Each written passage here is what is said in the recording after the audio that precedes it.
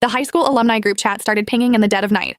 Someone, probably bored and nursing a drink, threw out a prompt. 3 keywords to describe your high school experience. Go. The chat, which had been dormant for years, suddenly saw a name pop up that made my heart skip a beat. It was Camille Sterling, the undisputed prom queen of our graduating class. Vibrant, she wrote, passionate. Then, after a deliberate pause, she added one more, and Nate.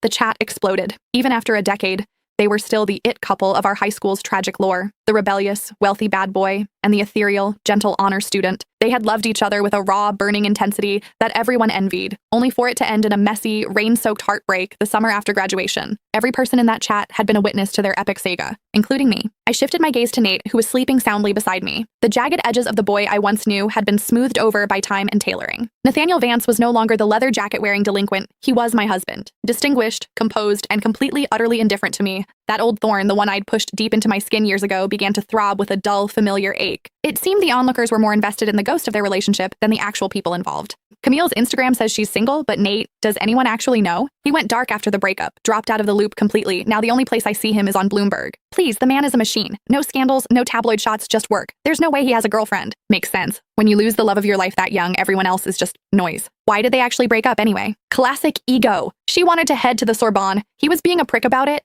They both leaned into the drama instead of the compromise. Ugh, it's like a second chance romance novel waiting to happen. I'm obsessed. They kept spinning the fantasy, and I kept my mouth shut. I stared at the ceiling, wondering if I was the noise. Was I just the compromise he made when he realized he couldn't have the real thing? I reached over to turn off the lamp, but Nate's phone lit up on the nightstand. Unknown. I'm back, Nate. There was no contact name, but I didn't need one. Only Camille called him Nate with that specific, casual intimacy. He was out cold, his hand resting instinctively over my stomach as it often did in his sleep.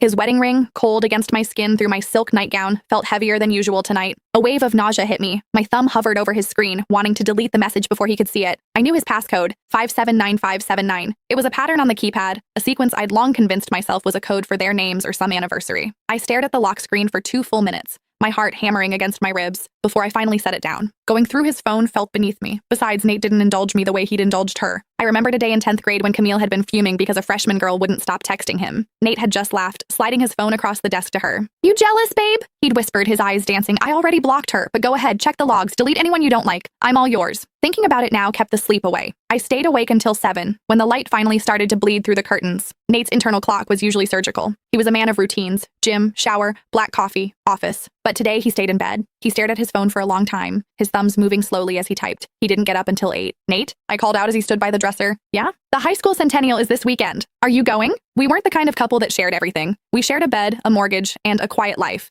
Yet I had to find out about the biggest event of the year from a group chat while he slept inches away. He paused, adjusting his cufflinks. "Yeah,